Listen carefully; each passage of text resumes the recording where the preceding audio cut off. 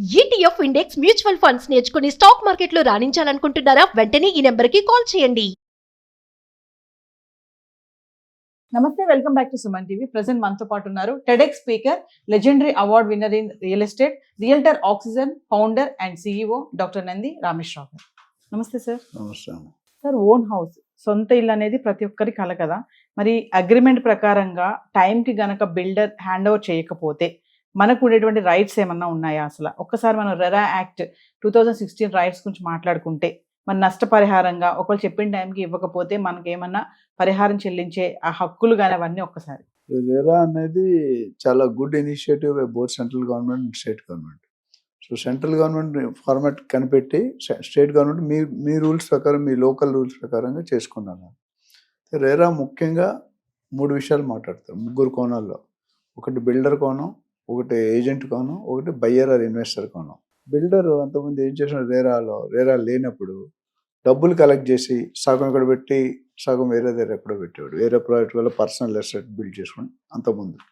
ఇప్పుడు ఈ రెరా వచ్చాక ఏం చేస్తారంటే, నువ్వు కలెక్ట్ చేసే ప్రతి రూపాయలో 70% మాకు చూపించాలి అకౌంట్, 30% నీ లాభాలు అనుకుంటే, ఈ 70% మీరు ఖర్చు పెట్టారు, రా మెటీరియల్ ఖర్చు పెట్టారా, సిమెంటా, ఐరనా, స్టీలా, ఏది ఖర్చు పెట్టి, శాలరీసా, ఏది ఖర్చు పెట్టినా మీరు మా అప్రూవల్ తీసుకొని, రెరాలో సర్టిఫై ఆడిటర్ కూడా ఉంటాడు.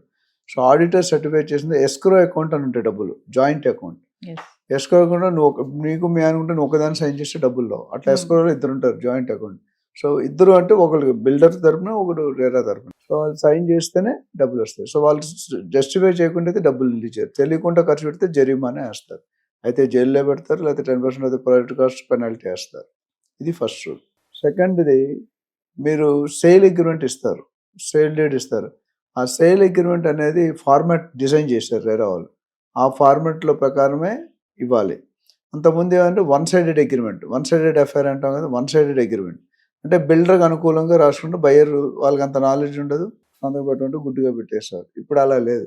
రెరా ఫార్మాట్ కనుక డివియేట్ చేస్తే రెరా కెన్ టేక్ యాక్షన్. అందుకని ప్రతి బయ్యర్ కూడా కొనుక్కునేటప్పుడు, ఇన్వెస్టర్ కానీ ఏం పెడితే గుడ్డుగా సైన్ చేయకుండా, they have to go through the agreement, they have to understand the terms, అప్పుడు సైన్ చేయాలి.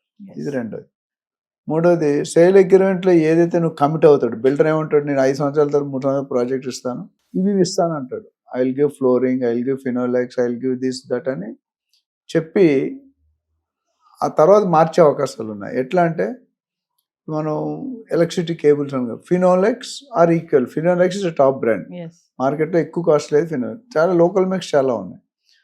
ఫినోలెక్స్ ఆర్ ఈక్వివలెంట్, లేకపోతే ప్యారీవేర్ టాయిలెట్ సామాన్లో ఆర్ ఈక్వివలెంట్. ఆ ఈక్వివలెంట్ అనే వర్డ్ చాలా డేంజరస్ వర్డ్. ఎందుకంటే ఆల్రెడీ జనరల్గా బిల్డర్ 3 సంవత్సరాలు అంటే 4 సంవత్సరాలు, 3.5 సంవత్సరాలు డిలే చేస్తారు. చేసినప్పుడు ఈ ఎవరైతే ఈఎంఐలు కట్టాలో ఆయన రెంట్ కట్టాలి, డిలే అయితే ఈఎంఐ కట్టాలి, వాడికి ఈఎంఐ ఛార్జ్. అప్పుడు వీళ్ళు ఏమన్నంటే, మీరు ఏవైతే స్పెసిఫికేషన్ ఇచ్చారో టైం అయిపోతుంది, మీరు స్టాక్ దొరకట్లేదు అంటాడు ప్యారీవేర్.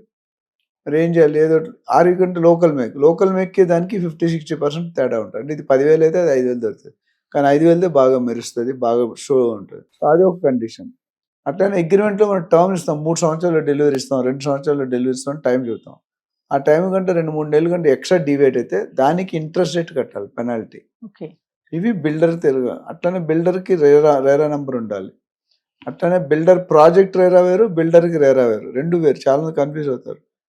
2 ఉంటేనే బిల్డర్కి కంపెనీ రేరా అనేది 5 years వ్యాలిడ్. ప్రాజెక్ట్ మారుతుంటే వెళ్తే ఎవ్రీ ప్రాజెక్ట్ రేరా నెంబర్ మారుతుంది. ఈ 2 ఖచ్చితంగా చూపించాలి, రాయాలి. ఈ పర్మిషన్ డిటిసిపి హెచ్ఎండి రేరా లేకుండా అడ్వర్టైజ్ చేయకూడదు, బ్రోచర్లో అమ్మకూడదు, అమ్మితే అది డిఫాల్ట్. ఇది బిల్డర్కి ఉన్న రూపంలో. బయ్యర్ ఎప్పుడు కూడా మనం మార్కెట్లో బిల్డర్ తప్పు చేస్తే ఏం చేయాలంటే, కానీ బయ్యర్ తప్పు చేస్తే ఏం చేయాలని ఎక్కువ మాట్లాడమను. తప్పు చేయరు, బట్ తప్పు చేస్తే, తప్పు అంటే ఎలా చేస్తారు, ఈఎంఐలు డిఫాల్ట్ చేస్తారు, టైం మీద కట్టరు, ఉద్యోగం పోవచ్చు, బిజినెస్ లాస్ రావచ్చు. అప్పుడు ఈఎంఐ లేకపోతే builder can file a case to RERA against the buyer. అప్పుడు వాళ్ళని ఇంట్రెస్ట్ కట్టాలి, టెర్మినేట్ చేయొచ్చు, ఫోర్ఫిట్ చేయొచ్చు, ఏదైనా చేయొచ్చు. ఇది బయ్యర్ యాంగిల్లో. ఏజెంట్ యాంగిల్, ఏజెంట్లో అమెరికాలో చూసుకుంటే లైసెన్స్డ్ బ్రోకర్ అంటారు, పెద్ద వాల్యూ. బ్రోకర్ అనగానే గార్లెండ్ లైసెన్స్ అంటే, ఇప్పుడు పెళ్ళైతే భార్య మీద లైసెన్స్ వస్తుంది. అట్లా మీరు చూసుకుంటే ప్రతి డాక్టర్ అంటే కోడ్ ఉంటుంది, లాయర్ అంటే బార్ అసోసియేషన్ అట్లా దీనికి కూడా ఏమన్నారంటే మీరు బిజినెస్ చేయాలనుకుంటే రేరా ఏజెంట్గా పర్మిషన్ తీసుకోవాలి. రేరాకి అప్లై చేసుకుంటే వాళ్ళు 5,000 10,000 తీసుకొని మీకు 5 yearsకి వ్యాలిడిటీ. మీ మీద ఏమైనా ఎఫ్ఐఆర్ కేసులు కానీ ఏమైనా నెగిటివ్ కానీ కొన్ని ఎలిజిబిలిటీ లేకపోతే రేరా లైసెన్స్ ఇవ్వరు. ఇది 3 కన్నాలు. ఇప్పుడు మీరు అడిగింది ఏంటంటే బిల్డర్ డిఫాల్ట్ అయితే ఏం చేయాలి? డెఫినెట్గా ఇంట్రెస్ట్ కట్టాలి, పెనాల్టీ కట్టాలి, అండ్ ఎంత సంవత్సరం డిలే అయిందో ఎన్ని సంవత్సరాలు ఉందో అన్ని సంవత్సరాలు కట్టాలి. ఎందుకంటే అది లేకపోతే buyer can file a case against the builder to RERA. Yes. ఇది డెఫినెట్గా అంటే ఒక మంచి పరిణామం. ఎందుకంటే బయ్యర్ని ప్రొటెక్ట్ చేస్తున్నారు, బిల్డర్ని ప్రొటెక్ట్ చేస్తున్నారు. ఏజెంట్ సపోజ్ ఏజెంట్ ఉన్నాడు అనుకోండి, మీరే సర్వీస్ మీ డబ్బులు ఇవ్వరు వాడికి. ఇకపోతే ఏజెంట్ ఏం చేస్తున్నాడు, మీ మీద కేసు వేయచ్చు రేరాకి. అదే రివర్స్, ఒకవేళ ఏజెంట్ మిమ్మల్ని మోసం చేయడం మీరు కేసు వేయచ్చు. సో అన్ని విధాలు చూసిన 3 ట్రయాంగిల్ లవ్ స్టైల్లో ఫిక్స్ చేశారు. అయితే రేరా అని బాడీ అంటే real estate regulatory authority act. RERA పైన ఇంకోటి ఉంటుంది. ఇప్పుడు నీ పైన నీ బాస్ ఉన్నాడు, బాస్ పైన ఇంకో బాస్ ఉన్నాడు. ఇక్కడ రేరా పైన ఒక బాస్ ఉంటాడు, రేరా అప్లియేట్ అథారిటీ. అంటే వీళ్ళిద్దరు రేరాతో సంతృప్తి కాకపోతే వీళ్ళు 3 కూడా రేరా అప్లియేట్ అథారిటీ మీద వెళ్ళి ఒకటి మీద ఒకటి కేసు ఎక్స్ప్లెయిన్ చేయొచ్చు. రేరా అప్లియేట్ అథారిటీ కూడా ఇచ్చిన డెసిషన్తో మీరు సంతోషం లేకపోతే మీరు హైకోర్టుని ఆశ్రయించవచ్చు. కింద సివిల్ కోర్టు, లో కోర్టు అవి ఉండవు, ఓన్లీ డైరెక్ట్ హైకోర్టు.